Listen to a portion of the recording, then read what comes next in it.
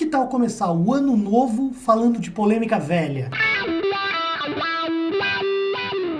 Bem-vindos a mais um Diretas de Direito e hoje a gente vai entrar numa polêmica velha, uma polêmica aí que vem se arrastando há muito tempo nas redes sociais. É uma polêmica que envolve aí vários setores da sociedade, envolve padre, pastor, médico, deputado, senador, enfim, envolve tanta gente, mas envolve principalmente os pais. Afinal de contas, a pedofilia é o quê? É uma doença ou é um crime? Independentemente do que você acha que seja, independentemente do que você acha que eu vou dizer que é, vamos esperar um pouquinho. Se você achar que eu tô dizendo que é uma coisa, espera até o final do vídeo. Se você achar que eu tô dizendo outra, também vamos ter paciência, vamos com calma, e vocês vão entender que talvez grande parte dessa discussão ela seja um tanto quanto equivocada, talvez um tanto quanto até mesmo inócua, tá? Bom, vamos começar então com os argumentos de quem defende que a pedofilia seja uma doença. Para a gente poder falar sobre doença, antes a gente precisa falar rapidamente sobre o CID.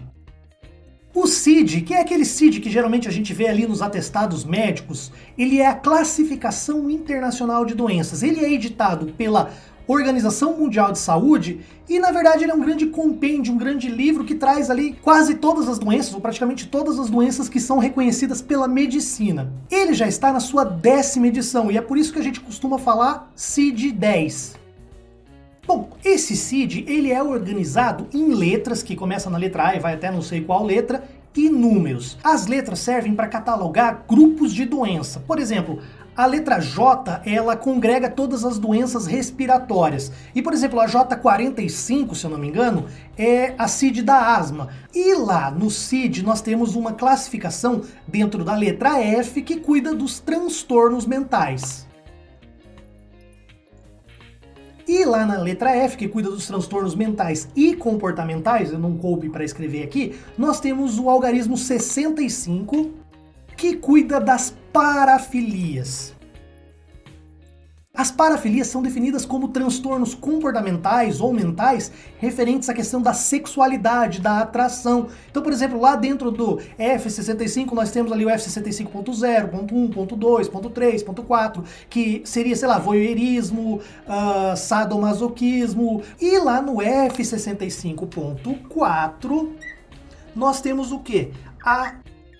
A pedofilia. A pedofilia, ela é caracterizada, ela é definida por esse CID como a preferência sexual por crianças impúberes ou púberes precoces, tanto do sexo masculino quanto do sexo feminino.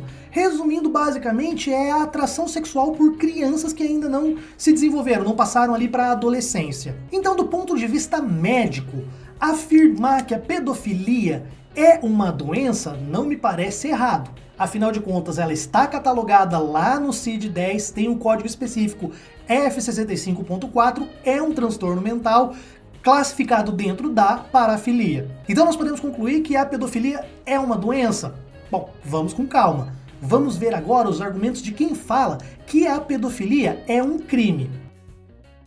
E pra gente falar de crime, a gente precisa falar do quê? Do catálogo, na verdade do CID dos crimes, que é o nosso Código Penal. O Código Penal, ele tem um capítulo inteiro dedicado à questão dos crimes que atentam contra a dignidade sexual. E eu acredito que todo mundo sabe que é previsto como estupro qualquer tipo de relação sexual que você tenha com uma menor de 14 anos ou um menor de 14 anos. Com ou sem o consentimento desse. Então, qualquer relação com uma criança vai ser considerado estupro. Além do crime de estupro, que é qualquer tipo de relação sexual, seja com penetração, sem penetração, seja passar a mão, alguma coisa nesse sentido assim, temos também o crime de importunação sexual, que é um crime novo, que é muito em decorrência daqueles casos, daqueles maníacos lá dos ônibus e tal, mas é claro, independente de ser mulher ou criança, é considerado crime o quê? A importunação sexual. Além do estupro e da importunação, você ter relação sexual com maiores, mas na presença de crianças, também é considerado crime. Também é crime você induzir uma criança a ter relação sexual, nem que seja com outro adulto ou com outra criança. Essa pessoa que está induzindo também está cometendo um crime. assediar ou aliciar, seja pessoalmente ou seja por meio das redes sociais aí como WhatsApp, Messenger, Face, Instagram, também é considerado crime. Além do Código Penal, nós temos também o Estatuto da Criança e do Adolescente, ou mais popularmente conhecido como o ECA, que também traz uma série de crimes que envolve essa questão da dignidade sexual, da inocência da criança. Lá no ECA é previsto que também é crime você produzir qualquer tipo de material pornográfico que envolva crianças, seja foto, vídeo, qualquer tipo de material, sendo ele montagem ou real. Também é considerado crime você trocar, distribuir, vender ou até mesmo armazenar, manter esse tipo de material em sua casa. Basicamente qualquer tipo de conduta que possa colocar em risco a dignidade sexual, a inocência de uma criança, ou então qualquer tipo de situação que você imagine que vai expor a nudez, vai expor a pornografia, ou vai produzir pornografia, qualquer tipo de situação, é previsto como crime pela nossa legislação penal. Então praticamente não existe nenhum tipo de conduta que envolva pedofilia que não vá ser punido pelo Código Penal e pelo ECA. Então nós podemos concluir que a pedofilia é crime, mas nós não chegamos à conclusão também de que ele era uma doença? E agora, como é que fica? E qual que é o grande ponto de divergência, ou qual que é o grande ponto de discussão aqui nessa questão? Eu acredito basicamente que essa grande discussão ela se dê por dois motivos distintos. O primeiro deles, eu acredito que seja basicamente a questão da conceituação. A pedofilia, enquanto condição, ele é sim uma doença. O direito, principalmente o direito penal, ele não pode punir ninguém por ser alguma coisa. O direito penal, ele não vai punir alguém por ser racista, por ser preconceituoso, por ser pedófilo. O direito penal, ele só pune alguém por praticar alguma coisa. Então, por exemplo, se você for racista, for pedófilo, for qualquer coisa, for assassino, se você não praticar, não externalizar nenhum desses atos, você não pode ser punido pelo direito penal. Nesse ponto, se você estiver se referindo à pedofilia quanto uma condição, você está falando de uma doença. No entanto, quando a gente fala, por exemplo, fulano de tal pegou e estuprou uma criança, fulano de tal teve relações sexuais com a filha, com a sobrinha, com a enteada, qualquer coisa disso. O que é isso? Isso é pedofilia. Quando nós estamos falando da pedofilia como prática, a prática da pedofilia, nós estamos falando de crime. Exatamente isso. Então talvez o primeiro grande problema seja uma questão de semântica. Você está falando de pedofilia como prática ou como condição?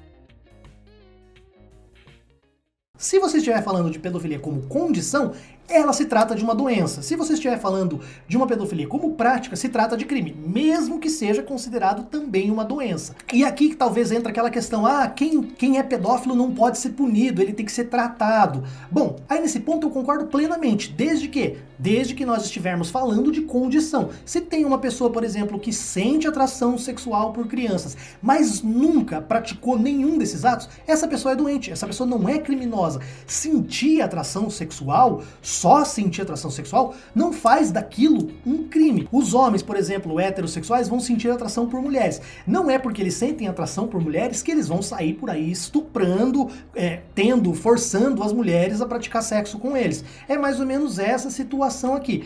Embora, no caso, tenha sua diferença, tem, porque a mulher pode consentir, a criança nunca pode consentir. Mas basicamente o que o direito faz ele pune a conduta, ele não vai punir a condição. E qual que seria o segundo motivo que talvez entre aí uma discussão um pouco mais aprofundada sobre essa questão da pedofilia que envolve essa questão de tratamento e de doença? Como eu disse anteriormente, nós temos uma série de condutas, uma série de atos que, se praticados, vão ser considerados crimes.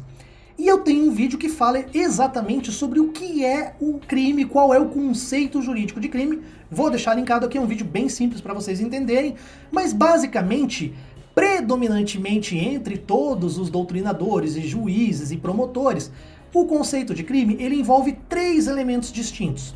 O primeiro elemento é que aquela conduta praticada esteja tipificada. Tipificada é a mesma coisa que tipografada, que escrita, sabe? Ela tem que estar escrita, prevista em uma lei como conduta criminosa. Não existe crime sem uma lei anterior que assim o defina, entendeu? O segundo elemento para você ter configurado um crime é que aquela pessoa, muitas vezes ela pode agir ou pode praticar um fato que está previsto numa legislação penal. Por exemplo, eu posso eventualmente matar alguém, mas eu posso matar essa pessoa de uma forma que não contrarie o direito. E existem situações em que você pode praticar um crime, mas não vai ser considerado crime, que é o caso, por exemplo, da legítima defesa, do estado de necessidade, ou no exercício regular, por exemplo, de um direito ou da profissão.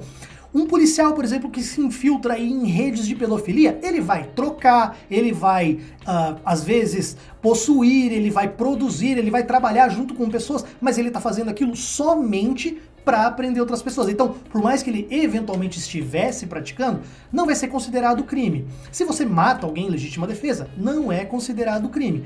É claro que nessa questão de dignidade sexual, não vai existir uma situação que você vai falar, eu estuprei por legítima defesa, ou eu estuprei por estado de necessidade. Isso aí não existe por direito, tá? E o terceiro requisito que nós temos para ser considerado um crime é o quê? É a capacidade do agente de poder responder criminalmente por aquela prática. Então, por exemplo, um menor de 18 anos, ele não vai responder por um crime, ele vai responder lá por um ato infracional pelos termos do ECA. Um menor de 12 anos, qualquer crime que ele pratique, não vai responder por nada, porque ele é completamente incapaz de sofrer qualquer tipo de sanção da lei. E existe também um outro requisito dentro dessa questão, que é o que? É claro, a capacidade. As pessoas só podem responder por um crime quando elas são mentalmente capazes de compreender que aquilo é um fato errado e que elas também possam se determinar por essa compreensão. Quer dizer, não basta só saber que aquilo é errado, ela também precisa saber agir de acordo com o entendimento que ela tem de que aquilo é errado. Neste ponto específico, eu também tenho um vídeo, ele se chama A Lei é para Todos, em que eu abordo exatamente essa questão da imputabilidade penal, ou seja, a gente analisa naquele vídeo quais são os requisitos para uma pessoa responder por um crime. Se você não quiser assistir, eu vou fazer um rápido resumo, mas eu até recomendo que você assista para compreender melhor. Mas basicamente, para uma pessoa poder responder por um crime, além de ser maior de idade, ela precisa o quê? Ter consciência ou ter capacidade mental de reconhecer ou de saber que uma conduta é considerada errada. Então, por exemplo, uma pessoa que tem uma má formação cerebral ou tem um derrame muito grave, ou sei lá, tem qualquer tipo de problema que impede ela de saber o que é certo e errado, se ela praticar um crime, qualquer crime que seja, inclusive, no caso, o crime de pedofilia, ela não vai ser considerada criminosa, ela não cometeu um crime. Por mais que ela possa, sim, de repente, até ser internada num manicômio judicial, né, uma medida de segurança que a gente fala, né, mas isso é um assunto para outro vídeo. Mas, tecnicamente, aquela pessoa não é capaz de responder por um crime. É claro que quando nós estamos falando de estupro, isso aí é 1 em cada 1000, não sei, de casos que você vai ter uma situação em que a pessoa era completamente incapaz de entender. O segundo requisito é que, além de ser capaz de compreender essa ilicitude ou não, se é certo ou se é errado, ela precisa saber se determinar por esse entendimento. E aqui talvez eu acho que a gente chega no segundo ponto de polêmica dessa questão da pedofilia. Eu não sei se vocês se lembram de uma atriz chamada Winona Ryder.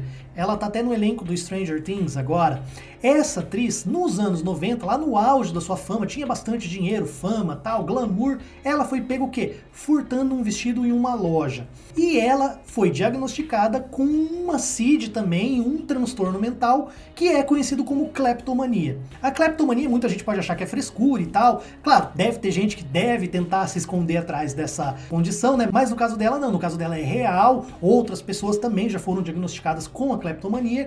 A cleptomania, ela é um impulso que a pessoa tem de furtar objetos. E o que acontece com o cleptomaníaco? O cleptomaníaco, ele sabe que é errado furtar, ele sabe que aquela conduta é considerada criminosa, ele sabe que não é certo, mas ele não consegue se determinar por esse entendimento. Ele tem uma espécie de impulso, de uma compulsão que faz ele agir, mesmo não querendo, ou mesmo sabendo que aquilo não é certo. Então, no caso do cleptomaníaco, você não vai aplicar a pena porque você não vai considerar aquela atitude também criminosa, você vai considerar aquela pessoa incapaz de responder o crime exatamente porque ela não preenche os requisitos, ou seja, por mais que ela saiba que aquilo é errado, ela não consegue se determinar por aquele entendimento. E talvez nesse ponto específico que as pessoas temam que os pedófilos acabem sendo, por exemplo, inocentados e, ao invés de responderem por crime, vão ser colocados em tratamento, vão para alguma clínica, alguma coisa assim.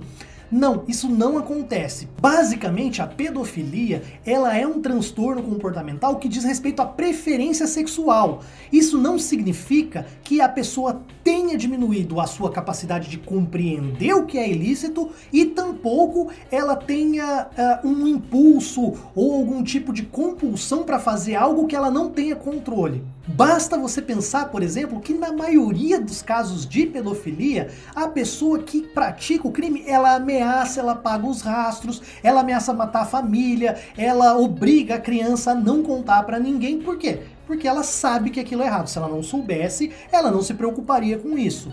E o segundo ponto é que se ela tivesse uma compulsão, ela não aguentaria, por exemplo, estar na presença de uma criança em qualquer situação e acabaria o quê? Partindo ali para o ataque, partindo para a agressão sexual. Mas não, essas pessoas geralmente elas assediam, ou pelo WhatsApp, pelo Face, elas se aproximam, elas cercam, às vezes se aproximam dos pais, às vezes até procuram empregos e trabalho assim que envolvam diretamente estar na presença de crianças. Para quê?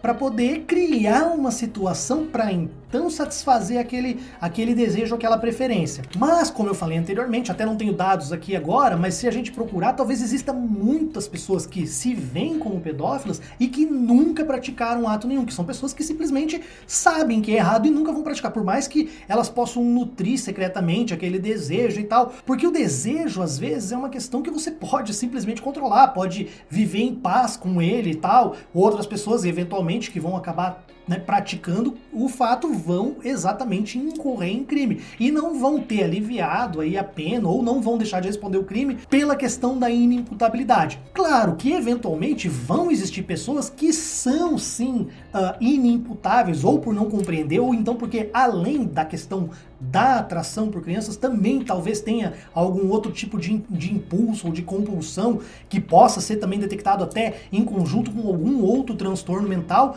que vai fazer com que essa pessoa não responda pelo crime. Mas é óbvio que essas situações são situações assim que são exceções dentro da grande regra, que é a regra de você aplicar a pena. Então qual que é o motivo de tanta discussão para a gente encerrar esse vídeo aqui? Olha, na verdade tá faltando o quê? Tá faltando talvez empatia das pessoas de se colocarem na visão de quem tá falando que é crime porque a pessoa está visualizando a prática. E também quem acha que a pedofilia é crime, tá faltando se colocar na visão das pessoas que estão vendo a pedofilia como uma condição e não como um ato praticado. Então, quando nós estivermos falando de uma pessoa que nunca praticou nada e tem essa condição, nós estamos falando de doença. E doença você não vai punir. Se nós estivermos falando de uma pessoa que está praticando os atos, que está estuprando crianças, que está tendo relações, que está produzindo material, trocando aí na internet, qualquer coisa, nós estamos falando de uma conduta criminosa. Tá faltando as pessoas, às vezes, terem uma visão mais holística, mais global, de se colocarem às vezes sob o prisma de outra pessoa para tentar entender melhor essa situação. Eu até deixei um outro videozinho feito, né? Eu andei brincando aí com o Playmobil, não sei se vocês já viram, eu fiz um vídeo lá do Choque de Cultura. Eu andei fazendo mais uma pequena animação. Eu vou até deixar no final disso daí, eu não ia usar mais, mas eu acabei deixando para colocar no final desse vídeo. Era para ser a abertura, mas eu preferi deixar para o fim, que é mais ou menos como eu vejo essa situação aí da questão da discussão da pedofilia. É uma animaçãozinha stop motion com brinquedinho, né, com Playmobil, é uma coisa tonga com o pior estúdio de dublagem no mundo, no caso, que é eu mesmo e eu, mas ela ilustra mais ou menos, às vezes eu vejo as pessoas discutindo na internet, é mais ou menos aquilo que eu acabo vendo. Eu espero que eu tenha sido claro, eu espero que eu possa ter tirado suas dúvidas. Eu espero que vocês tenham entendido que existem duas visões distintas deste mesmo assunto, que elas não se anulam, na verdade elas se somam para você ter uma visão global da situação.